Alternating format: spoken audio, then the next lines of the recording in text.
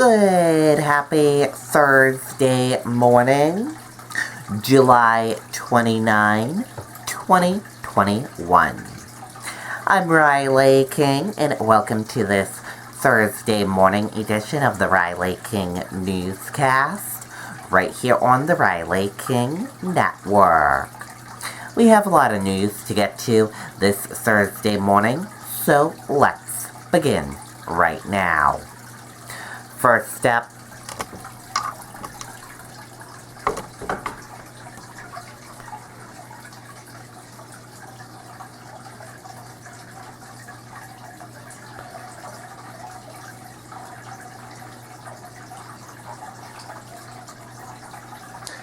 report plane flew low into power line after control seized before crashing in Charlestown.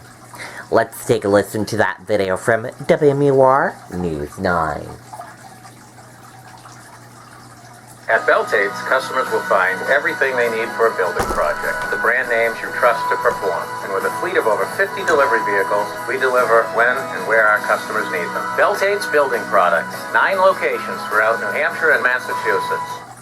New information tonight about a deadly plane crash in Charlestown. In its preliminary report, the NTSB says the single-engine plane was flying low on July 10th and descended into a power line after the passenger seized control of the aircraft from the pilot. The pilot, a 47-year-old man from Maine, survived, but the passenger did not.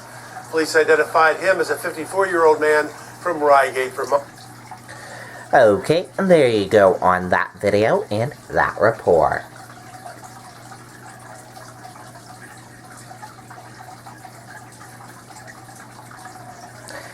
Senators reach bipartisan agreement on infrastructure package. Let's take a listen to that video from WMUR News 9.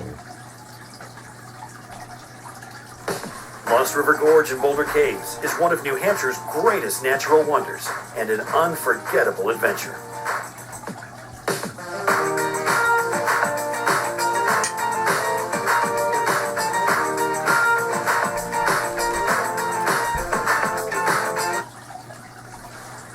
On this vote, the yeas are 67, the nays are 32. With that, the Senate voted to advance the infrastructure package following bipartisan negotiations. With this vote today, we showed all of those people who said Congress is broken, the process doesn't work, you can't bridge the partisan divide, that in fact we can. The bill is expected to total $1.2 trillion for infrastructure over the next 8 years, with $550 billion in new spending. While some areas are still being worked out, federal funds are expected to be directed to roads and bridges, airports and ports, public transit and passenger rail, electric school buses, power grids and clean energy, clean water, and high-speed internet access. We still have a ways to go, but we are going to bring this across the finish line with support of the majority of the Senate. This makes a historic investment in our roads, our bridges, our highways, will create jobs and really boost our economy. So it was a very good day. We've still got some work to do. Once the Senate fine-tunes the bill, it will move to the House, where supporting senators are already asking for bipartisanship. At a time when Washington seems broken, this group of members behind me came together, along with others, and decided we were going to do something great for our country. And tonight we're told senators will continue working on the details of this bill, possibly through the weekend. Live in the newsroom tonight, Jean Mackin, WMUR. Okay, and there you go on that video and that report.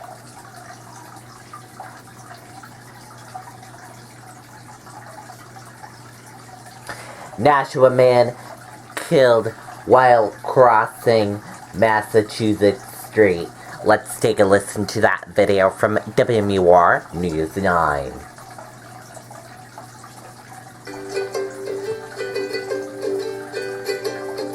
Come see Darla and Hildy at Clark's Bears in Lincoln, New Hampshire. Visit clarksbears.com to reserve your tickets today.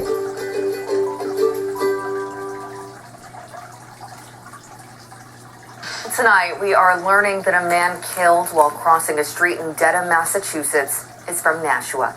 Investigators say Stephen Hogan died after being hit by a sedan just before midnight. Police are still investigating. Okay, there you go on that video and that report.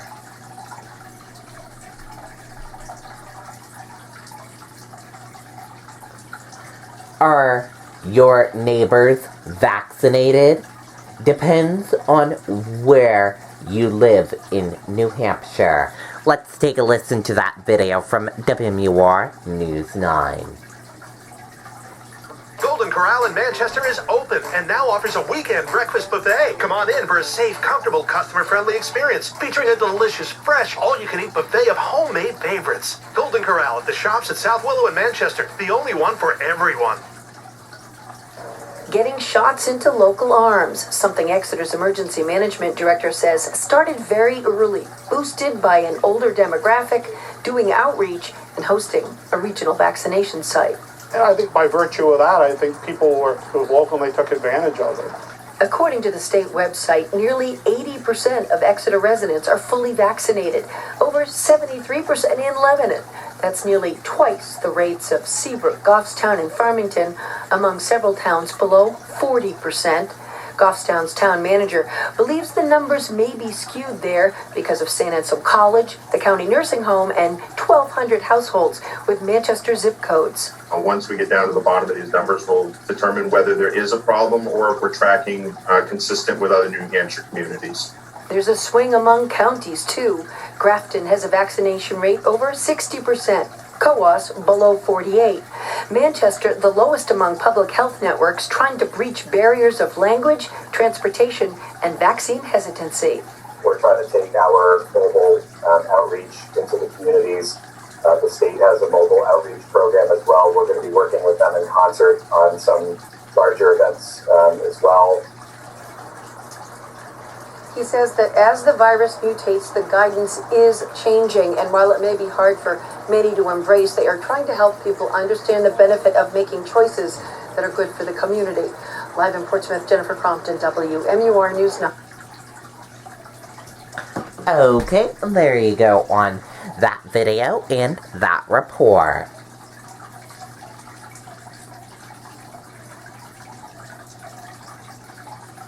COVID-19 cases continue to climb in New Hampshire. Let's take a listen to that video from WMUR News 9. Step back in time, high above New Hampshire's Lakes region, at Castle in the Clouds. Explore the 1914 mansion, dine with a view on the terrace at the highly acclaimed Carriage House restaurant, or enjoy a casual lunch and ice cream at the cafe in the meadow. Discover waterfalls along miles of hiking trails and have fun feeding the giant rainbow trout. Active cases of COVID-19 continue to rise in New Hampshire. Good evening and thanks for joining us. I'm Jean Mackin. And I'm Tom Griffith. The state now has 489 current infections, and the spread of the virus is now considered to be moderate statewide. 4 counties, Carroll, Belknap, Merrimack, and Rockingham, and the cities of Manchester and Nashua also seeing moderate community transmission. The test positivity rate is now at 2.4%. There are 90 new cases to report tonight. Current hospitalizations are at 20. There are no new deaths reported today. Okay, and there you go on that video and that report.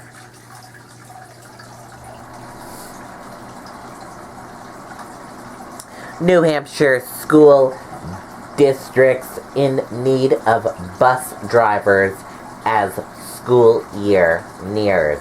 Let's take a listen to that video from WMUR News 9. At Beltates, customers will find everything they need for a building project. The brand names you trust to perform. And with a fleet of over 50 delivery vehicles, we deliver when and where our customers need them. Beltates Building Products. 9 locations throughout New Hampshire and Massachusetts. Hampshire has never seen such a severe shortage of bus drivers, and now it has hit a crisis level, which will make it more difficult to get students to and from school this coming year. The opening salvo in a well-staffed press conference was direct. The situation is dire and time is running out. Every school district needs drivers. Every district needs help from the public. please consider being a driver. The state is required by law to provide transportation for students K through 8th grade. The message is, this is more than a job. Drivers are a critical piece of education. For some of our students, that's the first employee they see in the year, and it's the last employee they see in the year. It's not just a job, you really do become part of the community. Applicants need a decent driving record, must pass a background check, and a physical. Some companies are paying bonuses, others are offering paid training. But what if they still don't get enough drivers? We're going to get creative and we're going to ask our communities to stay flexible with us. Retirees and at-home parents make up the largest percentage of drivers, but right now, college students are being urged to apply. Hours are typically 6 to 9 in the morning and 2 to 4 in the afternoon. In Bow, Amy Cavino, WMUR News. Okay, and there you go on that video and that report.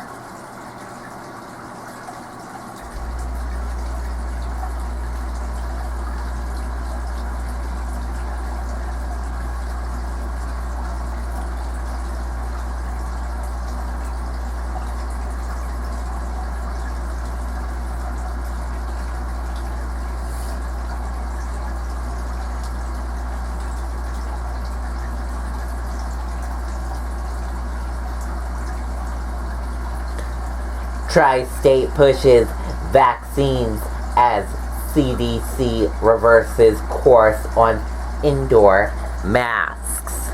Let's take a listen to that video from ABC7 NY. Do we really need a sign to live, laugh, and love? Yes. The answer is no. I can help you. Back to the new guidance. The director of the CDC was clear about one thing. The agency's new rules apply to classrooms. And the reason is new evidence suggests that vaccinated people can still spread the virus. And now we're waiting to see how the governor in the tri-state area will respond. Eyewitness News reporter Lauren Glassberg is live in the Westchester Square section of the Bronx with more on that and a look at the continued vaccine push in our area. Lauren. Well, Liz and David, this new guidance from the CDC really based on just how transmissible, how contagious this new Delta variant is. Now, here in the New York City public school system, schools aren't set to open for another 7 weeks, but the push is on right now to make sure as many eligible students as possible get vaccinated. The thing I missed the most was gathering with my family, hugging my aunties. Personal stories from the school's chancellor, coupled with lots of facts from the city's health commissioner, all to convince New York City students that the COVID vaccines are safe. We know that they're safe, and we know that they are astonishingly effective.